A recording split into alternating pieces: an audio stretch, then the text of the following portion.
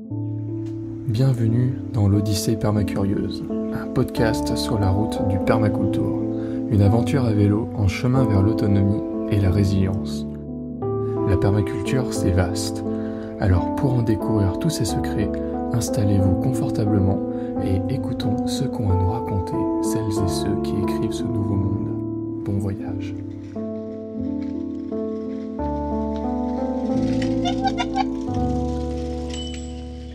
Alors donc je m'appelle Lucille, je vis dans le coin depuis 5 ans.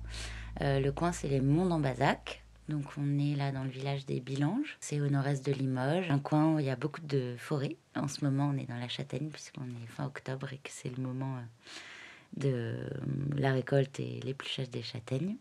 Et plus précisément on est dans une ferme qui s'appelle Chez Lafont, dans laquelle je travaille avec 3 autres personnes, avec un collectif, donc on est 4 en tout. Avec donc Jean-Mathieu, Fanny, Ralil et moi. On y a planté des trucs depuis le mois de janvier de cette année, donc ça fait 10 mois. Donc on fait du maraîchage en bio et on a d'autres activités. T'as toujours fait du maraîchage, toi ? Non, pas du tout. C'est une activité qui est un peu nouvelle pour nous 4. Moi, j'étais auparavant animatrice dans une association d'accompagnement de personnes exilées. Donc, j'accompagnais des personnes qui viennent donc d'autres pays et qui sont en France parce qu'ils demandent l'asile et qui veulent une protection de l'État français. Ces personnes, en gros, pendant le temps de l'attente, elles n'ont rien le droit de faire, elles n'ont pas le droit de travailler, elles n'ont pas le droit de se former. Et donc, l'objectif de l'association, c'était plutôt de leur proposer des choses à faire en attendant et leur proposer des personnes à rencontrer. Dans l'idée, moi, j'avais un petit focus sur le fait de leur proposer des personnes à rencontrer à la campagne. Et donc, c'est dans ce cadre-là que j'ai rencontré d'abord Ralil, parce que Ralil était dans le programme en fait de l'association en tant que personne accompagnée, puisqu'il demandait l'asile en tant que Mauritanien. Et c'est aussi là que j'ai rencontré Jean-Mathieu et Fanny, qui était donc une de mes familles d'accueil. Donc famille d'accueil, ça consistait en fait habiter à la campagne, recevoir des personnes pour des séjours courts, pour leur montrer le quotidien et les faire sortir un peu de leur quotidien.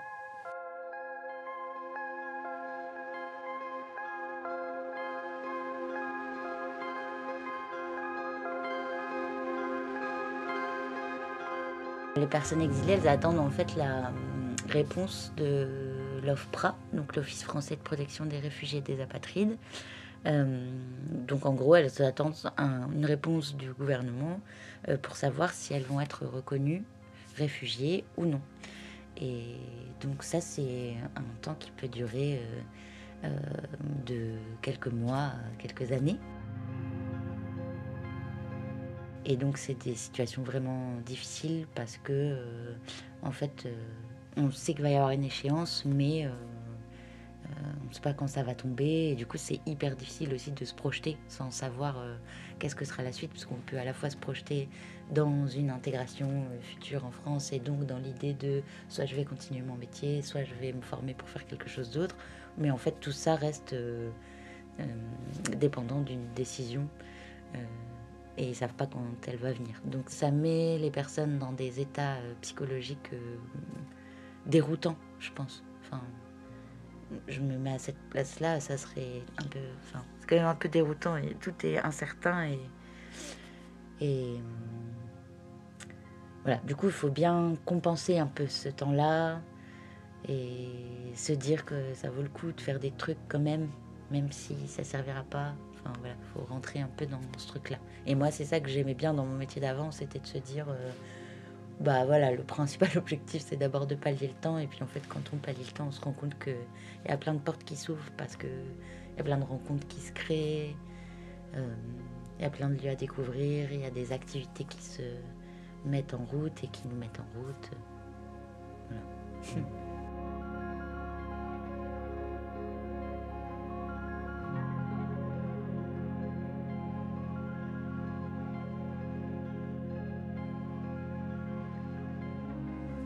Et du coup, vous les accueillez à la ferme ?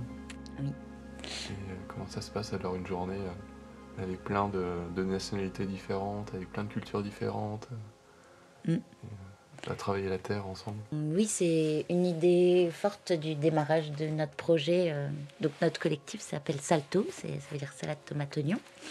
Et on a choisi aussi ce nom parce que c'est un petit saut périlleux, on va dire, un exercice périlleux dans lequel on s'est lancé. Et donc, oui, on s'est dit qu'on voulait faire du maraîchage, mais on voulait aussi avoir une dimension d'accueil parce qu'on vient aussi de là et parce que ça nous est cher de faire ça.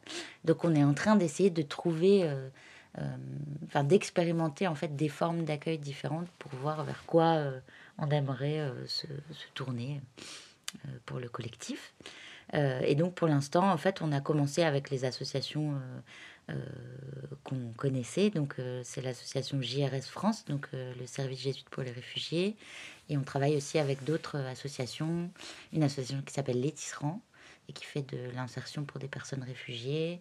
On travaille avec la PJJ, donc pas une association, qui est la protection judiciaire de la jeunesse, mais on essaie de développer un peu des partenariats avec d'autres structures pour accueillir des jeunes. Et donc pour l'instant, les deux formes d'accueil qu'on pratique, c'est le woofing solidaire et les journées d'animation.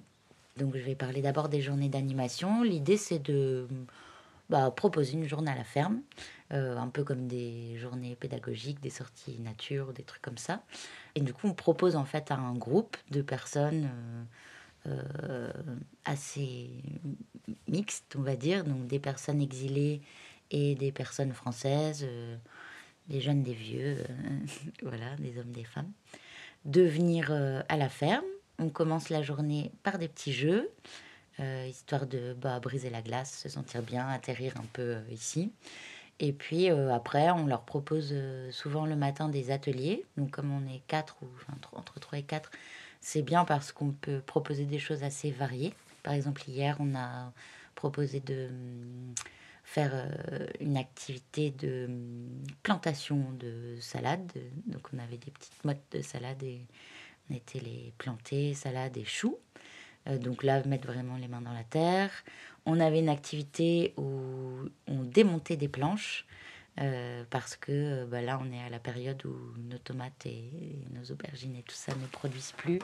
Donc, il faut qu'on démonte ces cultures pour pouvoir en replanter d'autres et laisser le sol se débrouiller. Et puis, on avait une autre activité autour de l'ortie où on a préparé un purin d'ortie et un pesto d'ortie. Après, les personnes choisissent qu'est-ce qu'elles ont envie de faire, avec qui elles ont envie d'aller. Ensuite, on mange tous ensemble et ensuite, en général, on fait une activité un peu plus fédératrice où on fait plus un gros groupe.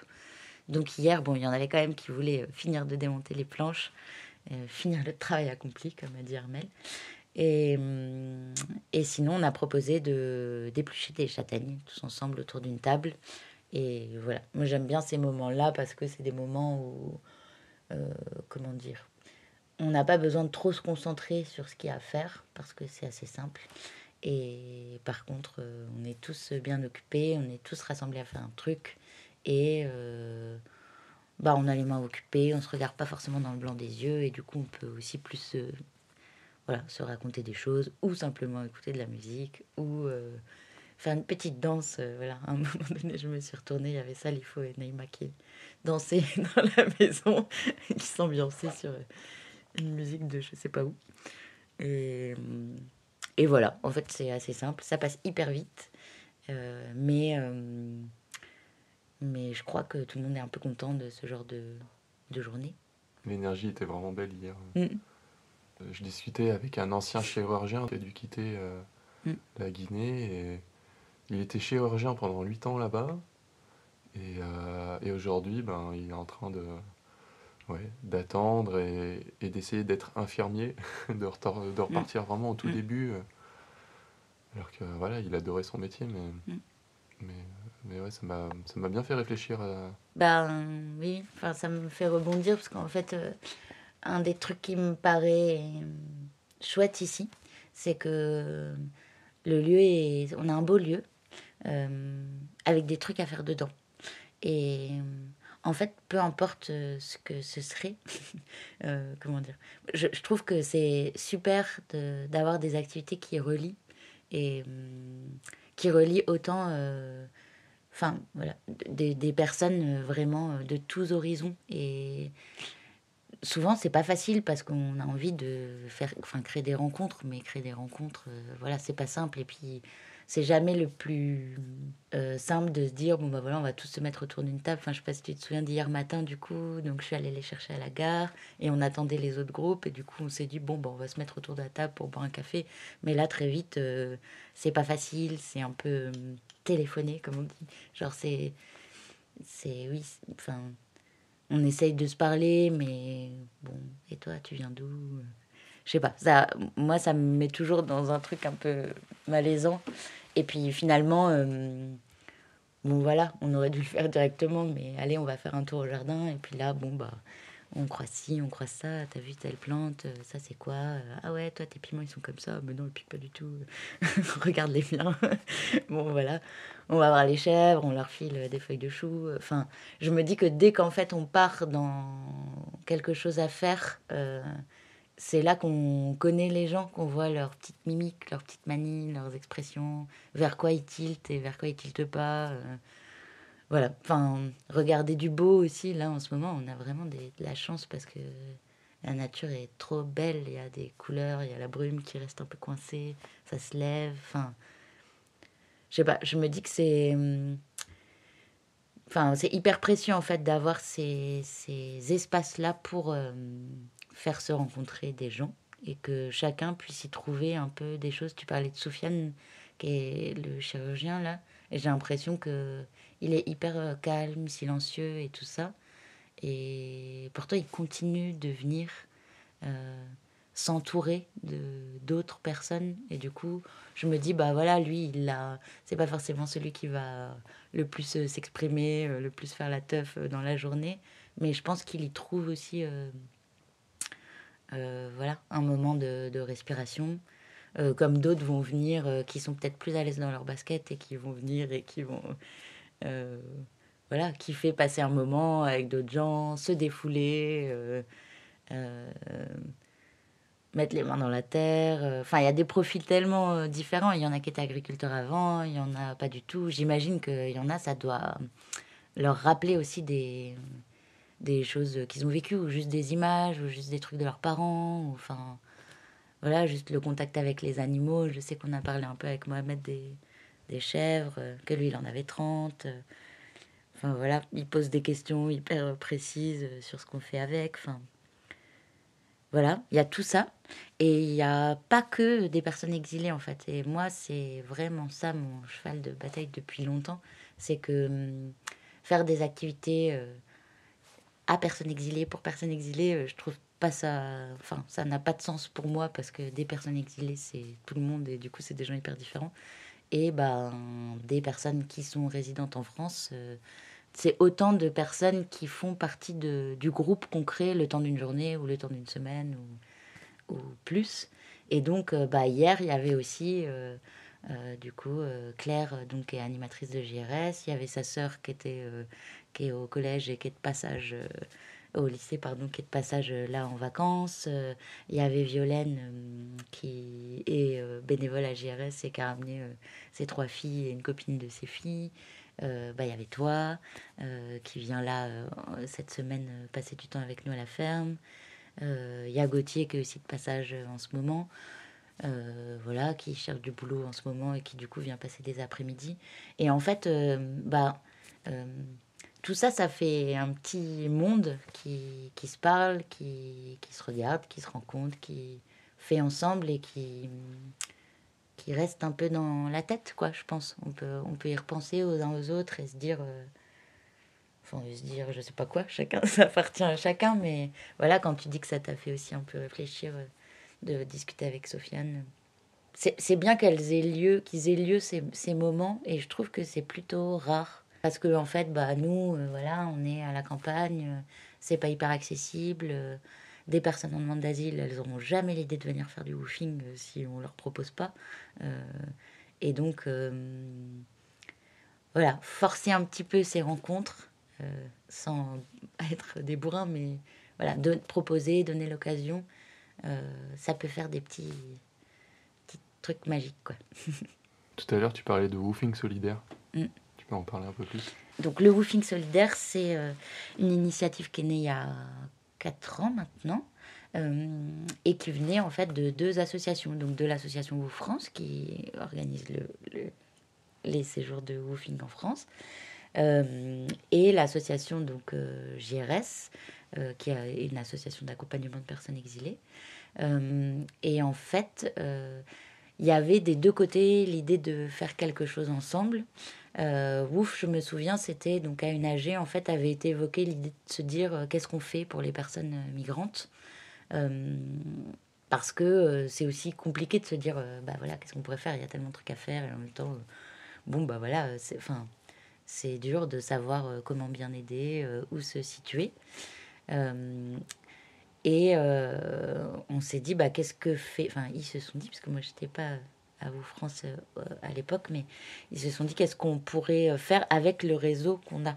Et donc, le réseau WOOF, c'est des fermes qui sont sur tout le territoire, qui sont des fermes accueillantes de personnes qui viennent leur filer un coup de main en échange donc d'être logées et de participer à la vie des hôtes.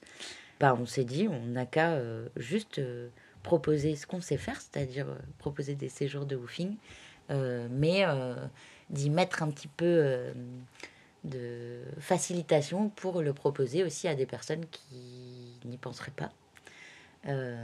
Voilà. Et de notre côté, donc moi je travaille à GRS à l'époque, et donc de notre côté, notre idée c'était de se dire comment des personnes en demande d'asile qui sont souvent logées en ville, dans des centres d'accueil quand ils ont de la chance ou voilà, pire quand ils n'ont pas trop de chance. Bah, en fait, comment on pourrait leur faire découvrir des univers auxquels ils n'ont pas accès. Et il y avait cette question en fait d'aller dans des fermes, dans des entreprises agricoles, mais en fait on ne peut pas le faire comme ça parce que on ne peut pas aller faire du bénévolat dans des fermes ou juste être logé comme ça. Enfin, en tout cas, pas dans les règles des trucs légaux.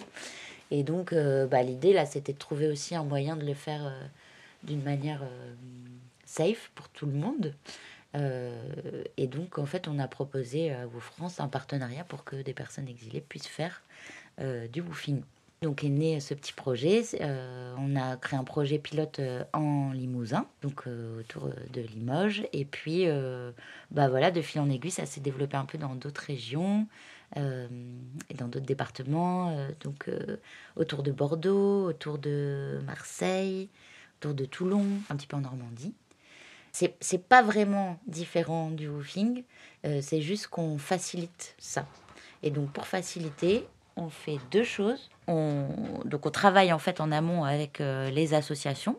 Donc on fait des partenariats avec des associations qui accompagnent des personnes exilées. Et on leur demande un peu de proposer en fait aux personnes qu'elles accompagnent des séjours un peu qui leur changeraient de leur quotidien.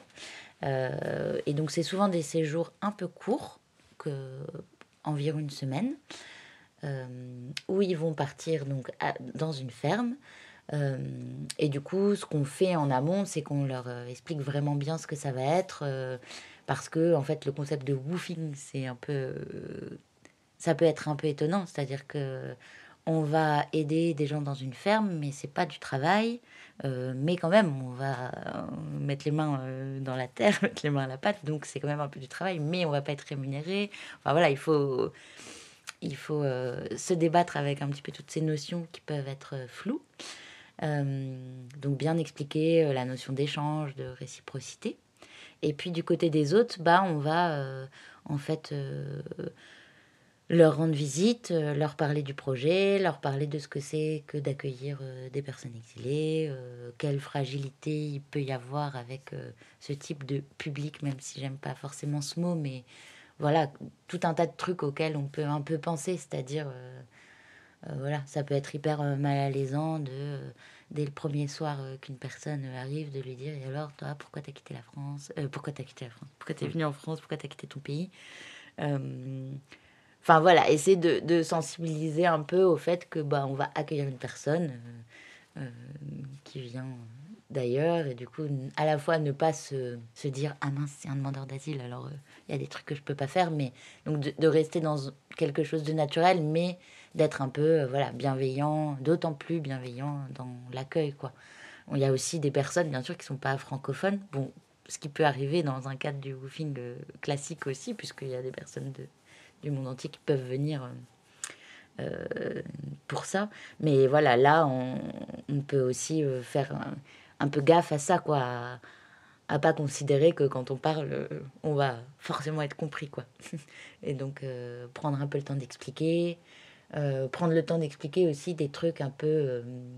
des modes de vie un peu différents. Je me souviens que, je sais pas, sur les toilettes sèches, tout le monde ne connaît pas, mais enfin, que ce soit des demandeurs d'asile ou des personnes, d'autres personnes, enfin, voilà, tout le monde ne connaît pas, mais c'est vraiment de prendre le temps un peu de mettre à l'aise les gens qui arrivent là, pour qu'ils ne se sentent pas perdus, quoi, et qu'ils aient un peu des repères.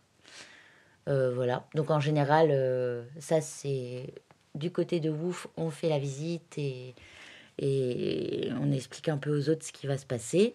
Et puis du côté de GRS, on avait aussi fait un petit guide des bonnes pratiques qui répertoriait en fait un peu toutes les aventures qu'on avait eues dans les différents woofings solidaires. Et du coup, on en a fait un petit livre, un petit guide pour bien se les remettre en tête.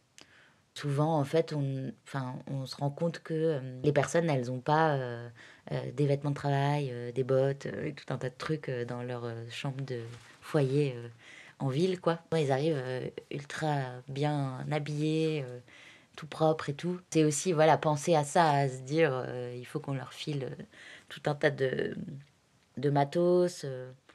Voilà, ça peut être ça, ça peut être... on a eu beaucoup les mauvaises surprises des chiens dans les fermes. Enfin, je dis mauvaise surprise parce qu'en fait, ça peut être hyper impressionnant un chien. Et que au début, moi, en tout cas, quand j'accompagnais les personnes en demande d'asile dans les fermes, je pensais pas du tout à leur dire en amont qu'il y aurait des chiens. Et en fait, on se rend compte que y a des gens qui en ont hyper peur. Il y a des gens pour qui c'est pas du tout hyper naturel qu'un chien vienne nous lécher les mains et enfin voilà, être dans la maison pendant qu'on mange, etc. Donc bon, voilà, c'est plein de petites choses qu'on a expérimentées au fil des séjours. C'est chouette, j'aime bien le résumer comme ça, quoi. C'est des rencontres auxquelles on n'aurait pas pensé parce qu'elles sont pas faciles. D'abord par la distance géographique, c'est-à-dire on se croisera pas en fait, ceux qui sont en ville et ceux qui sont à la campagne. Il n'y a pas mille occasions de se croiser. Peut-être à la limite quand on va faire un marché en ville et est-ce que les personnes passeraient là, mais bon, voilà, c'est pas d'une évidence folle de se rencontrer, mais par contre ça peut créer des trucs pour la suite, quoi. Donc on n'a pas d'objectif dans le woofing solidaire de se dire ah bah super, lui il était agriculteur, il va faire du woofing et puis après il va se former et puis après il va s'installer. Voilà, la belle histoire pour l'instant, elle est pas enfin elle n'est pas dessinée comme ça.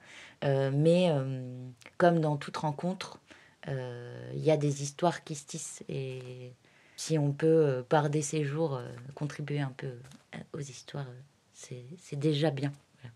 Apporter une petite pause aussi, juste dans un quotidien qui est franchement galère. Un quotidien de personnes voilà, en attente de papier. Souvent dans des endroits pas vraiment très jolis dans les villes et tout ça. Voilà, juste passer un moment accueilli dans une maison, dormir dans un bon lit, avoir sa chambre pour soi tout seul, manger des bons trucs, prendre le temps de faire la cuisine à plusieurs, ne pas être tout seul, mettre les mains dans la terre, récolter des choses, voir du beau. Voilà. Déjà ça, je veux dire, on n'a pas d'objectif à méga long terme ensuite sur l'insertion et tout, parce que tout est flou sur la suite. Mais déjà ça, c'est bien.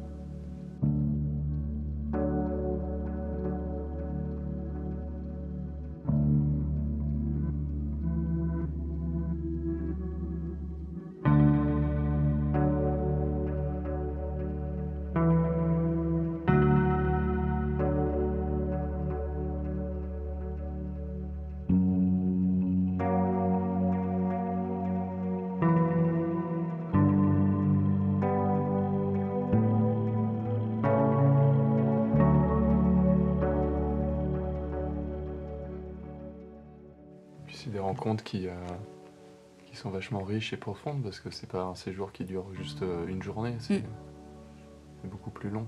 Oui. Bah oui, voilà. Ouais. Et souvent, en fait, ils peuvent faire un séjour.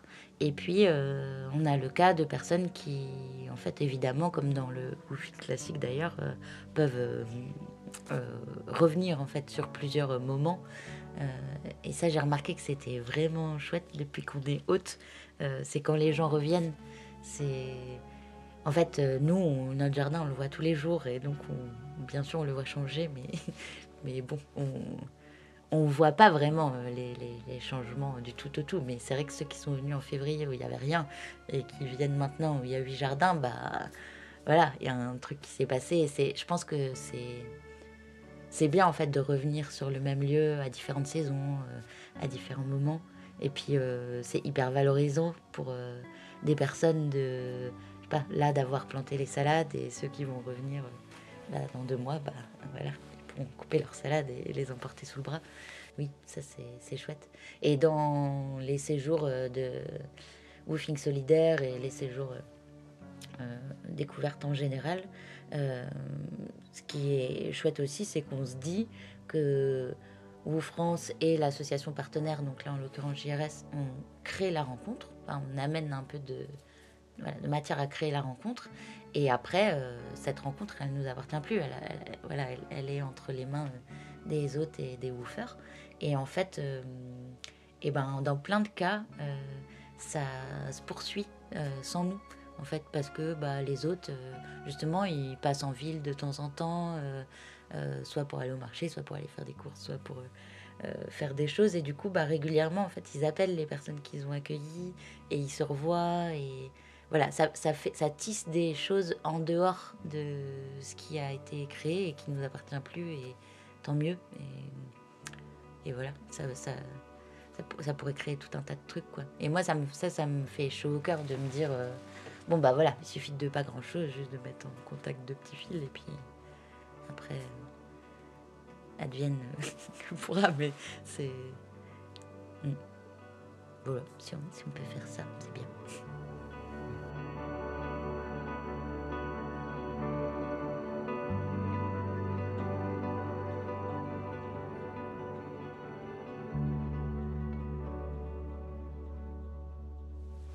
Comment tu deviens hôte ? C'est quoi être hôte à Woo France ? Alors, être hôte à Woo France, c'est soit être paysanne, installé en gros, soit avoir une ferme dont c'est notre activité, soit d'avoir en fait un lieu à la campagne de préférence, quoique il y a des fermes aussi en ville, mais un lieu dans lequel on a envie de faire partager des pratiques d'agroécologie. Et du coup, et envie d'accueillir. Donc, en gros, on va sur le site de Woof et on regarde un peu tout ce que sont les valeurs du woofing, qui sont des valeurs d'échange, de partage, d'accueil, de transmission. Et ensuite, on remplit un petit profil pour se présenter un peu notre ferme ou notre lieu. Je dis notre ferme ou notre lieu parce que vraiment, voilà, il y a des agriculteurs, il y a aussi des particuliers qui peuvent accueillir. Ensuite, on a ce qu'on appelle une approbation par Woo France, c'est-à-dire qu'on a un petit moment au téléphone avec quelqu'un de l'équipe salariée avec qui on discute pour voir en fait si on est bien dans le même esprit, dans les mêmes lignes et valeurs. Et puis ensuite, on est en fait sur cette plateforme. On fait partie d'un réseau qui aujourd'hui est de 2200 fermes environ, qui réparties sur tout le territoire. Et on fait partie de ce réseau-là et du coup, on reçoit en fait des propositions de woofers et de woofeuses qui ont envie de venir découvrir des pratiques agroécologiques. Il y a beaucoup de woofers du coup Oui, il y a environ 20 000, un peu plus de 20 000 woofers par an. Voilà. Nous, voilà. On accueille en fait depuis qu'on s'est installé.